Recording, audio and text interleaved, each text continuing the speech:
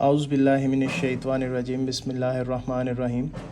अस्सलाम वालेकुम। उम्मीद करता हूँ आप सब खैरियत से होंगे। आज का हमारा जो टॉपिक है वो है लंपी स्किन डिज़ीज़। ये भी वायरस और या वायरल अटैक होता है जानवर पे। सबसे पहले हम इस पे देखेंगे कि एलएसडी है क्या, जानवर पे किस तरह इफ़ेक्ट करती है और इसका ट्रीटमेंट हम क्या कर सकते हैं, इसकी जो केयर क्या कर सकते हैं जानवर की, और क्या क्या नुकसानात जो हैं इसके हमें हो सकते हैं। सबसे पहले तो आपको ये बताना चाहूँगा कि कुछ साल पहले तक ये बीमारी हमारे पाकिस्तान में कहीं पे भी नहीं थी। ये अफ़्रीका वगैरह इस साइड पे जो इन कंट्रीज़ की बीमारी थी, और उसके अलावा ये है कि वहाँ से कुछ जानवर जो हैं इंपोर्ट हुए हमारे कुछ डेयरी फार्म्स हैं लाहौर वाली साइड पे, कराची वाली साइड पे, जिन्होंने कुछ एनिमल्स जो हैं वो बाहर से इंपोर्ट किए हैं, तो उनके साथ ये इशू आया है। तो वहाँ से ये हमारे पाकिस्तान में जो है आगे फैलना शुरू हुई है। सबसे पहले हम इंट्रोडक्शन पे बात करेंगे कि एलएसडी क्या है। ये वायरल अटैक है, वायरल डिज़ीज़ है, कैटल की और बफलो की है। इसमें जो साइन सिम्टम्स हैं कि इसमें हाई फीवर हो जाएगा और जिस्म के ऊपर जानवर के नोड्यूल्स बन जाएंगे, जिसे क्या नाम है, स्वेलिंग टाइप हो जाते हैं, जैसे आपको इस पिक्चर में नज़र आ रहे हैं। जानवर के इस तरह पूरे जिस्म के ऊपर जो है नोड्यूल्स टाइप जो हैं वो बन जाते हैं। इसे आम हमारे पंजाबी ज़बान में या हमारे फार्मर हजरात जो हैं इसे जिस्म पे तफड़ बन जाना कहते हैं, ठीक है। उसके अलावा जो इसका इकनॉमिकल लॉस हमें होता है वो है कि इसमें मिल्क प्रोडक्शन जो है डिक्रीज़ हो जाती है, इनफर्टिलिटी हो सकती है जानवरों में। उसके अलावा जानवर की जो ऊपर से खाल है, ठीक है, वो डैमेज हो जाती है, जिससे जानवर की खूबसूरती जो है वो मर जाती है, क्योंकि इसके निशान रह जाते हैं जिस्म के ऊपर। उसके अलावा जानवर की सेल करने की जो रीसेल वैल्यू कह सकते हैं आप उसे, कि जानवर को जब हम सेल करते हैं तो उसकी वो कीमत नहीं लगती है, क्योंकि इसके निशानात जो हैं वो बाकी रह जाते हैं जानवर के जिस्म के ऊपर। और दूसरे चौथे नंबर पे यहाँ पे जैसे आपको नज़र आ रहा है कि लिखा हुआ है, ये अफ़्रीका में जो है सब रिपोर्ट हुई थी सबसे पहले। उसके बाद अब जो है एशिया और मिडल ईस्ट में जो है ये फैल चुकी हुई है। और अब इसके काजेटिव एजेंट पे बात करेंगे कि एक बात करेंगे कि कौन सा वायरस जो इसे इफ़ेक्ट करता है। तो इसका जो वायरस है पॉक्स वेराइटी फैमिली है, उसका आगे कैप्री पॉक्स वायरस है, जीनस जो है उसका। ये सिमिलर है जिस तरह हमारे भेड़ बकरियों में होता है शीप पॉक्स वायरस है या गोट पॉक्स वायरस है, इनके साथ रिलेटेड है। अब आगे हम इसकी बात करेंगे कि ये फैलती किस तरह है या किस सीज़न में होती है। मोस्टली ये वाम मतलब गर्मी के या सख्त सीज़न में होती है। उसके अलावा ये फैलती किस तरह है कि ये इंसेक्ट्स जो हैं, मक्खियाँ वगैरह जो हैं, इनके एक जानवर पे बैठी हैं जो इफ़ेक्टेड है, वहाँ से दूसरे जानवर पे जाके बैठ गई हैं। इस तरह के मसाइल जो हैं हमारे फार्म पे देखने को मिलते हैं। मक्खियाँ वगैरह जो बहुत ज़्यादा हैं, कीड़े वगैरह बहुत ज़्यादा, वहाँ से ये आगे फैलती है दूसरे जानवरों में। और इसका आउटब्रेक जो है ये काफ़ी हाई है अभी तक, क्योंकि हमारे पास प्रॉपर इसका कोई भी सद्देबाब नहीं है। इसमें मोर्टेलिटी जो है जानवरों में हमारे शुरू के टाइम पीरियड में जब ये बीमारी नई नई आई थी तो काफ़ी ज़्यादा हाई मोर्टेलिटी थी, जानवरों की शरह अमवात ज़्यादा थी।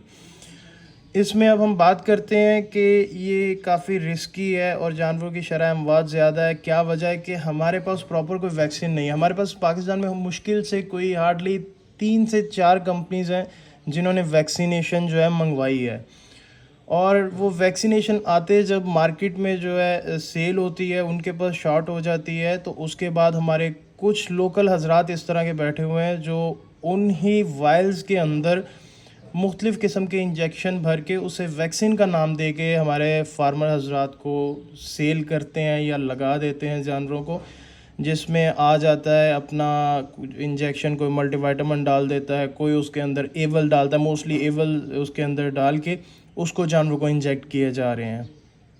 तो इसका प्रॉपर हमारे पास कोई नहीं है हल, लेकिन ये है कि वैक्सीनेशन जो है वो लाजमी करवाएं। वैक्सीनेशन के बगैर जानवर आपका जो है नहीं इस चीज़ से बच सकता है। लेकिन वैक्सीनेशन 3-4 अथेंटिकेटेड कंपनी है, सिर्फ उन्हीं की जो है पाकिस्तान में मौजूद है, उसके अलावा और किसी ने ये मंगवाई नहीं है। हाँ, आने वाले सालों में इंशाल्लाह उम्मीद है कि जिस तरह इसकी प्रिविलेज हो चुकी है, जिस तरह ये फैल चुकी है बीमारी, तो बाकी भी कंपनीज़ जो हैं वो मंगवाना शुरू कर देंगी, लेकिन स्टार्ट से लेके अब तक सिर्फ 3-4 कंपनीज़ जो हैं उनकी वैक्सीनेशन मौजूद है। जैसे पीछे मैंने बात की है कि ये ट्रांसमिशन इसकी किस तरह होती है, फैलती किस तरह है एक जानवर से दूसरे जानवर में। कोई मॉस्किटो मच्छर वगैरह हो गए, मक्खियाँ हो गई, टिक्स वगैरह जो एक जानवर को लगे हुए हैं वहाँ से उतर के या वहाँ से निकल के दूसरे जानवर को लगते हैं, वहाँ पे बाइट करते हैं उसे। इससे ये जो जानवर में जाके दूसरे में ट्रांसफ़र हो जाती है। डायरेक्ट कांटेक्ट के ज़रिए जानवर से कांटेक्ट के ज़रिए ये ट्रांसफ़र हो सकती है। उसके अलावा हम एक ही कुरली के अंदर जानवर खाना खा रहे हैं, फीड खा रहे हैं, ठीक है, पट्ठे खा रहे हैं और या पानी पी रहे हैं, इस तरीके के साथ भी जानवरों में जो है ये ट्रांसफ़र होती है। उसके अलावा सीमन जो है, अफेक्टेड जानवर का सीमन जो है इस्तेमाल किया जाए, लेकिन ये सीमन वाला जो है ये अभी रेयर है, ये ज़्यादा नहीं है इसमें। ये आप इस स्लाइड में देख सकते हैं कि इन्फेक्टेड एनिमल एक उसके वायरस जो है ब्लड स्ट्रीम में और अपना क्या नाम है ब्लड में और स्किन लेजन्स पे जो है वायरस है। मॉस्किटो इंसेक्ट्स वगैरह जो है वहाँ पे बाइट करते हैं और वो हेल्दी एनिमल के ऊपर जाके अपना क्या नाम है बैठते हैं, वहाँ पे जाके अपना काम दिखाते हैं और वो उस हेल्दी जानवर को भी जो है इफ़ेक्ट कर देते हैं। इसकी रोकथाम ये है कि हमें सीजन्स के हिसाब से अपने फार्म पे स्प्रे करनी है। ये मक्खियाँ, मच्छर, टिक्स वगैरह, चिचड़ जिसे कहते हैं, इनको अपने फार्म से जो है ख़त्म करना है, फिर इस बीमारी की रोकथाम हो सकती है। ये इस स्लाइड में देखिए कि जानवर के जो लिम्फ नोड है वहाँ पे ये आके मल्टीप्लाई होती है। उसके बाद जो है जानवर के ब्लड सेल्स में जो ब्लड में जो है ये चली जाती है और नेक्रोसिस वगैरह करती है। स्किन पे, लिम्फ नोड पे और इंटरनल ऑर्गन्स जो है उनके ऊपर इसका इफ़ेक्ट ज़्यादा है। क्लिनिकल साइंस में अगर आ जाएं तो जानवर को 104 से 106 के दरमियान बुखार होगा इसमें। उसके अलावा ये निशान जो इस जानवर के जिस्म के ऊपर बनते हैं, हमारे फार्मर हजरात के लिए सिंपल, सादा और देसी ज़ुबान में ये कि ये निशान जो जानवर के जिस्म के ऊपर जो बनते हैं, इनसे वो पहचान सकता है कि हमारे उसके जानवर को जो है लंपी स्किन डिजीज़ जो है वो इफ़ेक्ट कर चुकी हुई है। और इसके अलावा दूसरा इसका जो लेबॉर्ट्री में डायग्नोज का मेथड है वो है कि हमारे जो लेबॉर्ट्री टेस्ट किए जाएँ, PCR, ELISA वगैरह, इससे किया जाए। और इसकी जो प्रिवेंशन या कंट्रोल है, जैसा कि बता चुका हूँ मैं, वायरस अटैक है, ये वायरल अटैक है, तो इसकी प्रॉपर कोई मेडिसिन नहीं है। इसमें हमें क्या करना है कि वायरस के आने से पहले हम जो भी कर सकते हैं, वैक्सीनेशन वगैरह वो काम करेगी, लेकिन आने पे अगर हम वैक्सीनेशन लगाएंगे तो उसने कोई काम नहीं करना है। तो हमें एक तो अपने जानवरों को प्रॉपर वैक्सीनेट करना है, अथेंटिक कंपनीज जो हैं उनकी वैक्सीन्स यूज़ करनी है। और दूसरे नंबर पे अगर आ चुकी है तो उसमें हमें ये करना है कि अपने जो जानवर इफ़ेक्ट हो चुके हैं उनको क्वारंटीन कर देना है, एक साइड पे उनके लिए हर्ट सा बना देना है, एक साइड पे उन्हें रख कर देना है जो हेल्दी एनिमल है उनसे। और उसके अलावा जो है इसमें हम इम्यूनिटी के लिए जानवर की हम उससे एंटीबायोटिक का ट्रीटमेंट स्टार्ट करेंगे, ठीक है, और एंटी इन्फ्लेमेटरी जो ड्रग्स हैं वो हम जानवर में इस्तेमाल करेंगे। और उसके अलावा जो कंपोनेंट की मैंने पिछली वीडियो में बात की थी, वो 2-3 कंपोनेंट हैं जो रेगुलर हम अपने जानवर की फीड में दे सकते हैं, किसी मिनरल मिक्सचर के साथ दे सकते हैं, किसी फीड के साथ दे सकते हैं। 1-2 मिनरल मिक्सचर है मार्केट में जिनमें वो कंपोनेंट यूज़ हो रहा है, जिससे BHT है, ब्यूटाइल हाइड्रोटोलुएन है। इसका ये काम होता है कि वायरस की जो आउटर लेयर को डैमेज करके वीक करता है, मल्टीप्लिकेशन उसकी रोक देता है और जानवर को इम्यूनिटी प्रोवाइड करता है।